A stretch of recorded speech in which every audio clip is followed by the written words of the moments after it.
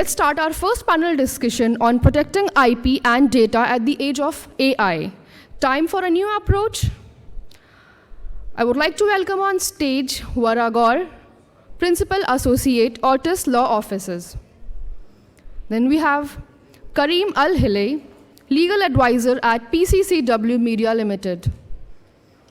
Jinane Kabbara, Regional Legal IP Counsellor at the Middle East at French Embassy and French. No. Check. Yes. Yeah, now I am. Okay, great. All right then, a very good morning to everybody. And it is indeed an absolute pleasure to be here and speak on the topic of protecting IP and data in the age of AI. And with me, I have Ms. Jinane Kabbara. And it's absolutely wonderful, Jinane, for the kind of work that you've done so far. So interestingly, ladies and gentlemen, Ms. Jinane Kabbara, she's the Regional Intellectual Property Counsellor for the Middle East at the French Embassy and the French National Institute for Industrial Property. Am I right? Yeah. And Ms. Kabbara has been absolutely instrumental in fostering a collaboration with the French and the Middle East in the field of IP. So today, hopefully, we'll get to learn a lot much more from her in relation to that. Then, of course, our very esteemed panelist here is Mr. Karim Helaly. He is the Group Legal Advisor at PCCW Media Limited, and he comes with a strong legal background and extensive experience in the legal industry. Mr. Helaly brings a unique perspective to our panel discussion. His expertise mainly lies in the field of IP and data and the synergies associated with it in the legal industry. So very, very welcome to both of you. Please, ladies and gentlemen, may we have a round of applause. So I would like to start with Ms. Jinane. How would you like to, should we first address the issue of maybe what, is required when it talk about protecting IP and data, and of course, speaking of AI? Yeah. So thank you for this kind presentation. I'm happy to be part of this panel to mainly talk about artificial intelligence. Yeah. Artificial intelligence is getting more and more interest in different fields. It's not only doing research or simple stuff. We have more use of artificial intelligence, like for driving autonomous cars, or used in the field of medicine to help to support the doctors to get the diagnosis. So we have nowadays a complicated and sophisticated application of artificial use. And growing at such a rampant pace. It's so fast, it's almost difficult to keep up with it. Yes. So as I said, it's used widely, used for example in medicine, how to regulate. It's very important, the intellectual property part, and we will talk, I think, about it during this panel. But before intellectual property rights, there are a lot of regulation using this AI. So at the time being, there are not a lot of regulations, but I know that European Union has tried to propose a regulation of the use of artificial intelligence, what we call EU AI Act. And the aim of this EU AI Act is to have ethic use of the AI.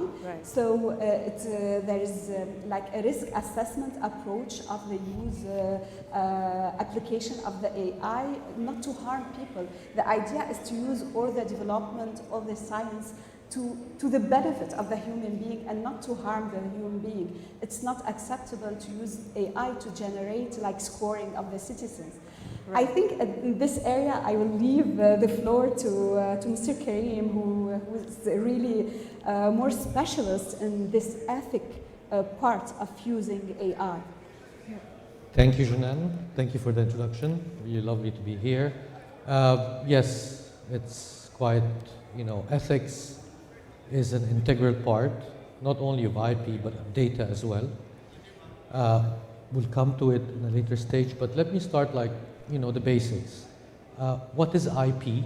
What is data? So on IP, we have IP and we have IPR. So IP is the properties of the mind, intellectual property, and for example, you have, a nice presentation. Yes. That's a good presentation, but it's an IP.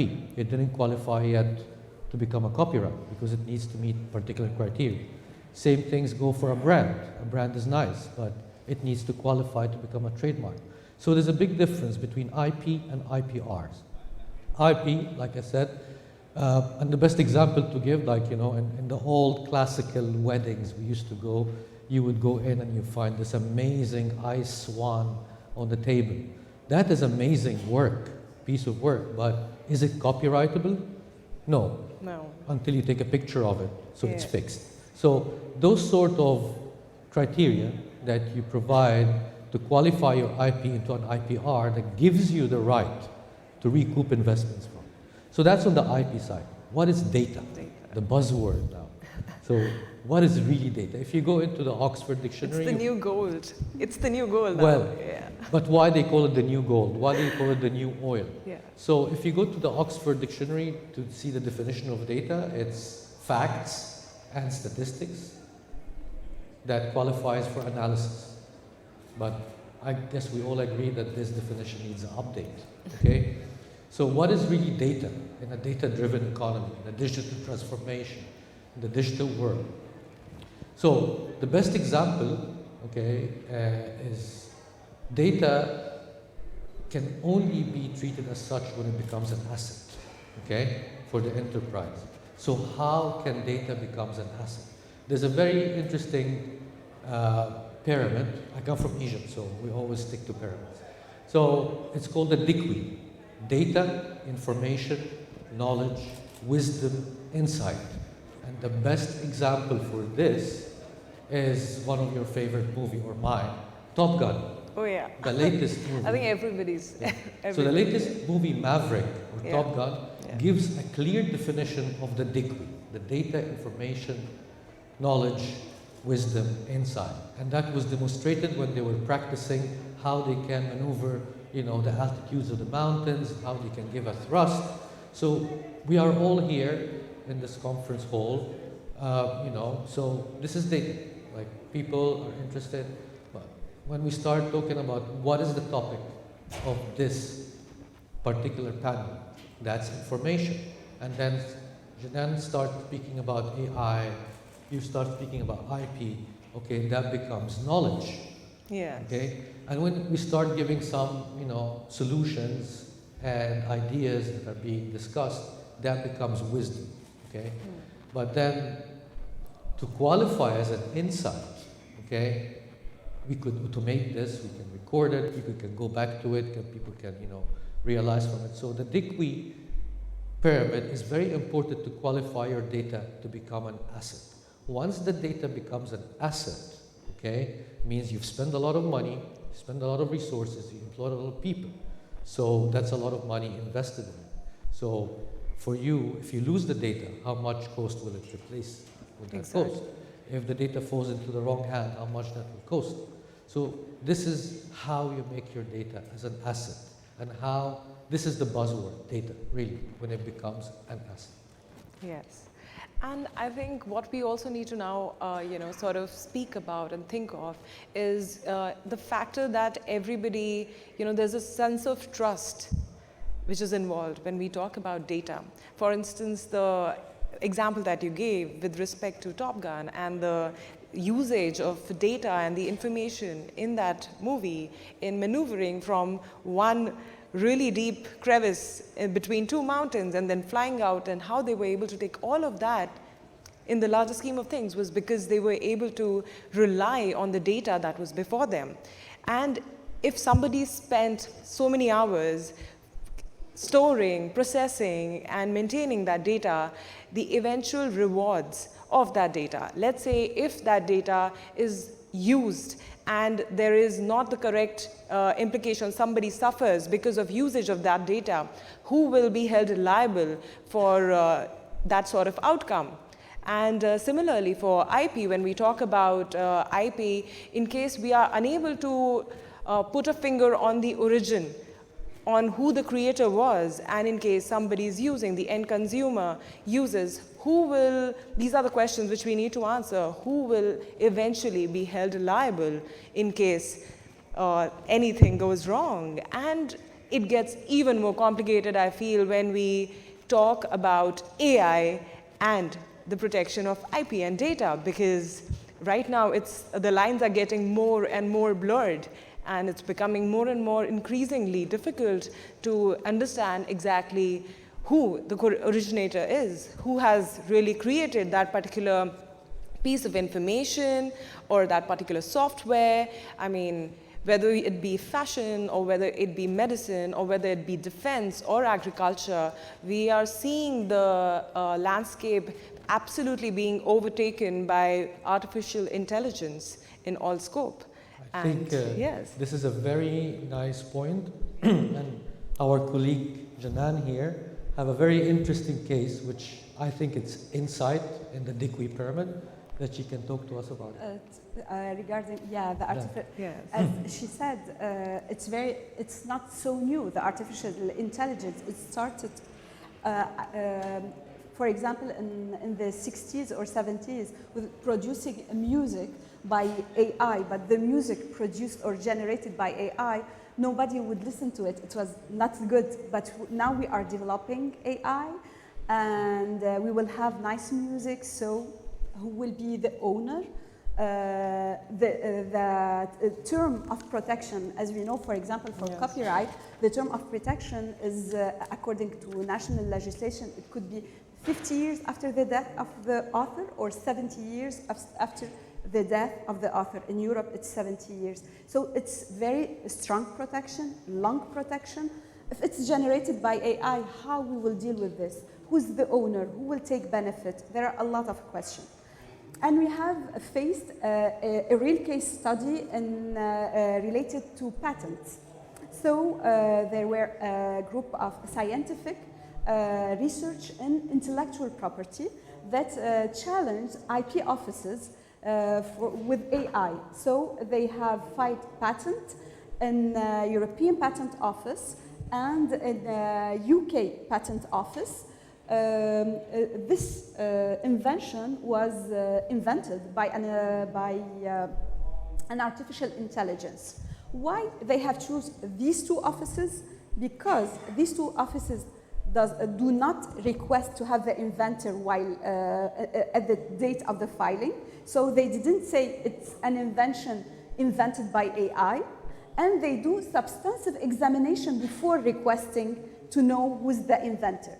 So the procedure started in these two offices, and they got like positive feedbacks, not granting, but the first, examination said that it's new. It could be we could talk about there is novelty in it, and there is an inventive step in it. So it was patentable invention invented by AI, and when they got this feedback, they sent the request to name the inventor. And they give the inventor Dabus. It was D-A-B-U-S. It's N-A-I, Dabus. So they send it, and they filed in 15 other countries to see the different jurisdictions, how they will react to have not a physical person, the inventor not being a physical person, but an AI.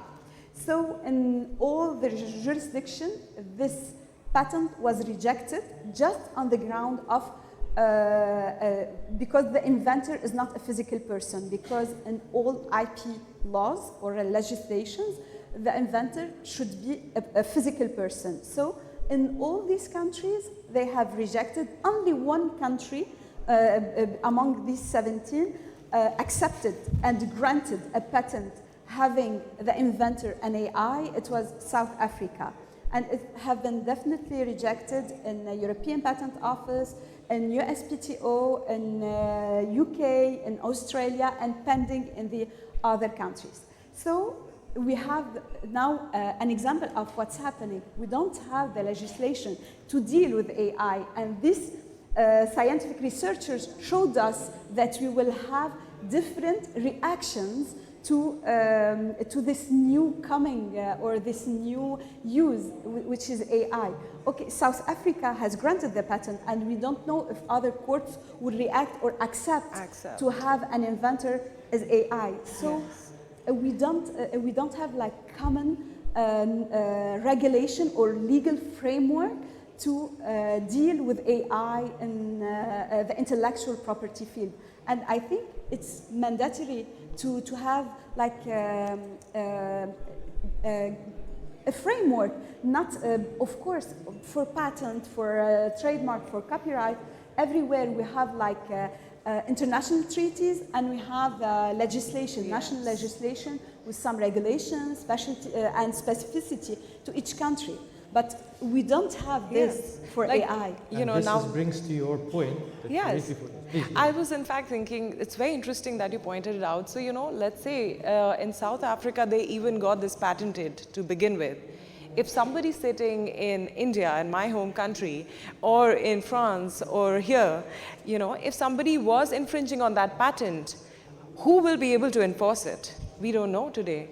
This is why we need a centralized system such as the Patent Cooperation Treaty, or a certain model or a universal framework where everything can get covered, and we know exactly who will be able to enforce, what kind of liability will happen. Now, another interesting point which I was thinking of is normal duration of protection which is granted for patents is 20 years. And AI after 20 years, and that 20 years protection is granted more in order for that person to enjoy the fruit of their creation for 20 years. How is the AI going to enjoy any reward generated out of this invention in the very first place? Is it the person who has induced the algorithm? Is it the person who has built this artificial intelligence who rightfully should be rewarded for the creations hereon being made by the AI? That's what I feel we need to address when we talk about protection of IP in the age of AI. That's a very good point, honestly, because the basic foundation for the intellectual property system is to motivate inventor. Yes. Is to give incentives to an inventor to invent. Yes. And by protection, he can recoup his investments and his efforts. Yes. So what motivation is there for AI to invent? Exactly. Okay, what reward would the AI enjoy when he gets his protection? Yes. So those are very much human questions. Yes, and the problem, if we say, for example, if it's not something that's trivial or we can have an answer now. If we say, okay, there is the inventor of this AI and we give the patent to the inventor of the AI, it's not genuine and it's not true because he didn't invent this, the invention that Dabous did. He invented Dabous, but Dabous is doing stuff. Exactly. And I don't know what the national legislation all worldwide, what they will do, but it's not simple. It's very complex to accept, to put on an application for a patent the name of someone who really wasn't involved in the act of creation of this invention. So a lot of questions, less answers. Yes, and I think we are at this point in time, it's all about the questions. What I feel also is, you know, what's very important is to ask the right questions, because from this huge sea of questions, what is now becoming more indispensable is to filter out the ones which actually are worthwhile getting into. Speaking of that, I would love for Mr. Karim to maybe shed some light with respect to when we speak of data and when we speak of the data which was maybe used in creating a certain work for which subsequently and consequently IP was granted in some or the other form. Now, when an AI comes into the picture and is using some sort of data or is collecting data from, well, let's say, different third-party sources, what happens and what kind of protection can we look at for that kind of data? Whose data is it? And what kind of legal framework do you think is prevalent or maybe is not prevalent and should be there? Over to you, Mr. Karim. Yeah. Well, data is a science, to be honest. So there are 10 domains or 10 data disciplines: data architecture, data modeling, data integration, data security, reference and management data, etc. And part of that discipline is what we call big data. And under big data, there is business intelligence, machine learning, and AI. AI. So AI actually is a very small drop in the science of data. So in order to understand how to protect it, how to commercialize it, how to value it, we need to understand the life cycle of data in general. So it's plan and design, okay?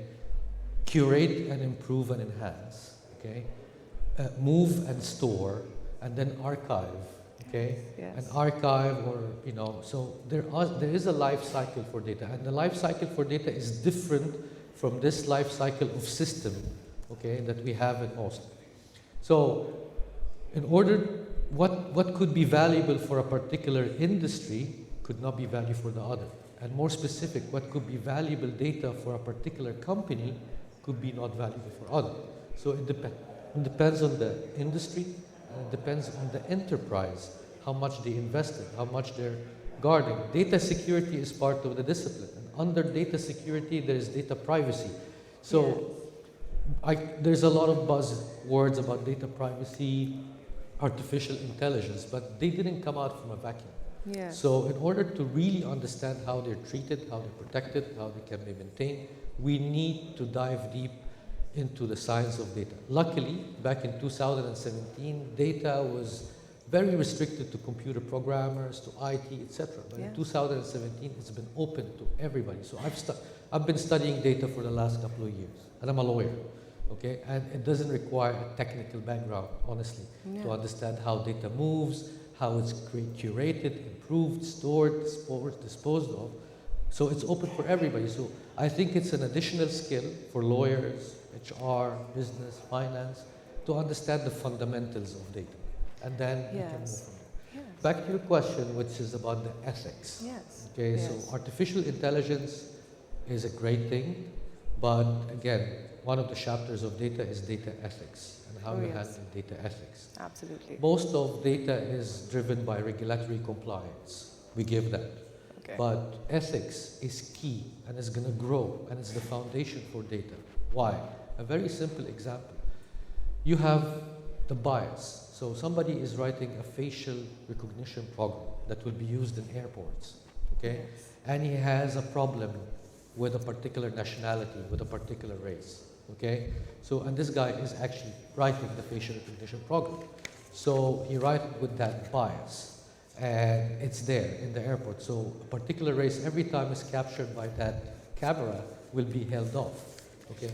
So when it comes to data ethics, it's all about the integrity of the human being, okay? And how that integrity is being treated, okay?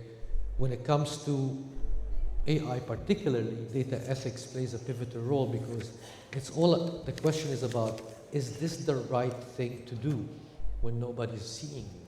Yes. That is key in AI. Yes.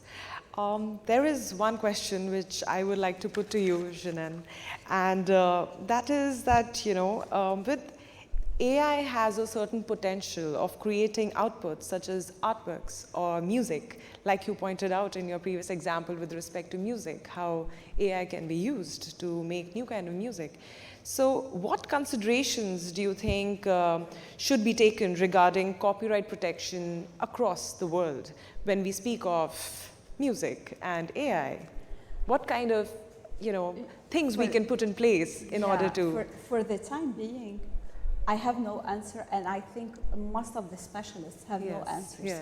Because it's not the product per se that is problematic, it's all what's all around. As we said, we have the question, who owns it? What is the duration of protection? How do we enforce it? If it was a music created by a musician, we know we have Berne Convention. At the birth of the work, it's protected in all the countries that are member of Berne Convention. If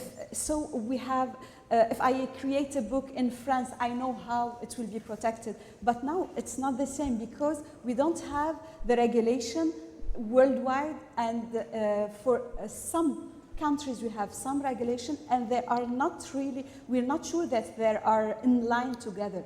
So I think for not only for copyright, for all intellectual property rights, we have to think together, and that's what has WIPO started, World Intellectual Property Organization. They are starting to put around the table all the stakeholders and to ask them to discuss together, to ask the good questions. It's not now to legislate. We're not in the phase of legislating. We're not here. Now we are starting to ask the question, as you said, how we enforce it.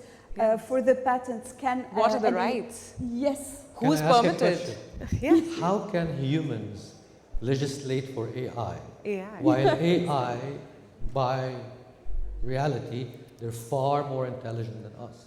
So the idea of us legislating for AI, I see it very temporary in time. I think there will be time where AI is legislating for himself or herself.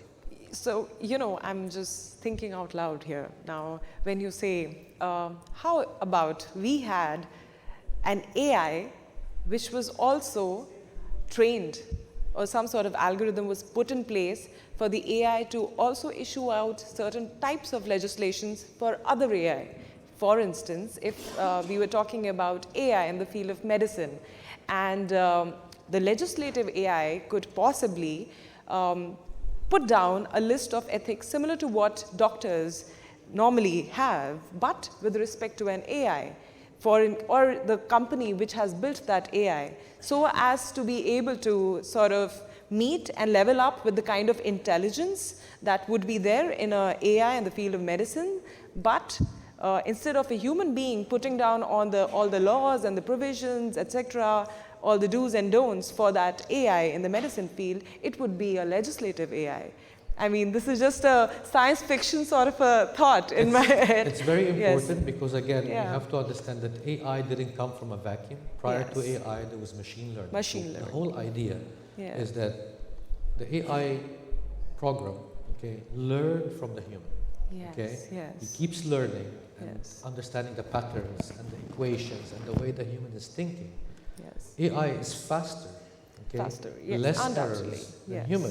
So it gets that. But the whole idea for the AI is to learn from the human first. And once it learns from the human, it can improve and curate on its own. So, you know, to close our discussions, because we also need to open it for questions from the audience, I feel that, you know, eventually what is required when we talk about protection of IP and data is, one, to be able to put our fingers on what all rights are entailing around the creators of AI, what all permissions would be required, and also a legal framework which provides sufficient checks and balances when we speak of AI, the extent of intervention that AI would have in day-to-day life.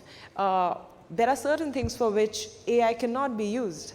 A mother looking after their child, giving it emotional support after a bad day at school, that is not something an AI you can expect.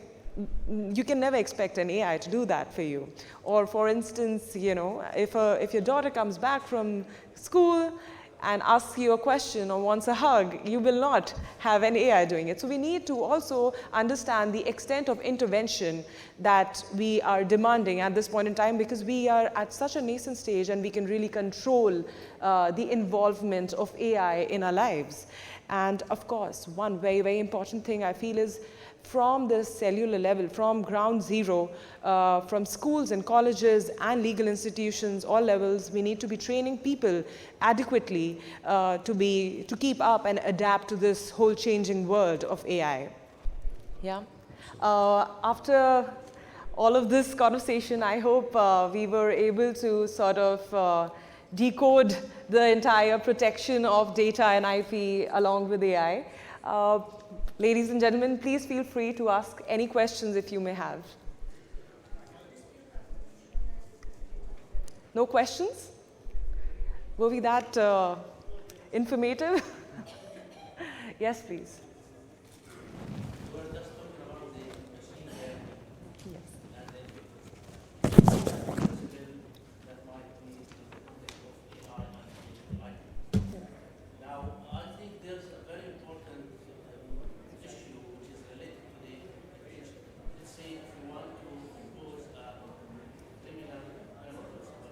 Yes. have to figure out whether he has Yes. something or not. Mens rea, is it there? In this case here, the intention cannot be clearly identified because the person who has created AI Yes. has used the AI in the context of IP and harmed somebody else because of that reason. So, because of the reason of machine learning, but he has no intention in this regard. What kind of solution can be recruited in this aspect in terms of the intention? Because somebody has been affected by the act of the AI facility. Exactly. or So what are the technology. consequences? And he has to be compensated, he has to. So what kind of punishment can be applied to him? Can we consider it as a, in the context of tortious act, or it can be considered Well, in the context of... So it's a great question. Okay. Remember, machine learning and AI, they have two different directions. One is prescriptive, and one is predictive. Okay. So on the prescriptive, you're asking, machine learning is telling you, okay, if you have fever, okay, and you've been exposed to the sun, so you probably have X, Y, Z. That's prescriptive. Okay. Predictive, okay, is for the machine learning or the AI to tell you not to go to the sun without the sunblock. Okay, that's predictive.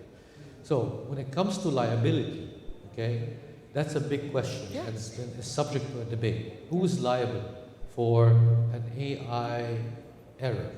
Is it the company that is employing the AI? Is it the person who invented the AI? Those are all questions now that are roaming around in different parliaments, different places in the world, to assess who could be held liable, okay? And what extent of liability. We have vicarious liability, we have so many types of liability that are tailored and designed for human beings, Yes. not for artificial intelligence. It's a great question, the answer is not here. Any more questions, ladies and gentlemen? All right. Yes, please. Can we please have the mic to...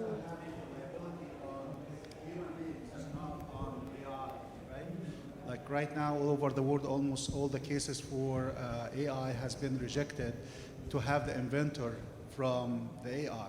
So do you think that we can apply the same standards for liability for misfunctional to the same? I'm just following up on your answer that this is a big debate, but it seems on the invention side, the international community kind of rejecting that the inventor could be a non-human. Yes, for the time being, it has been rejected in Europe, in USA, in Australia. Only South Africa accepted. But we don't know. It's pending in 10 other countries. Let's wait and see. But the tendency is not to accept.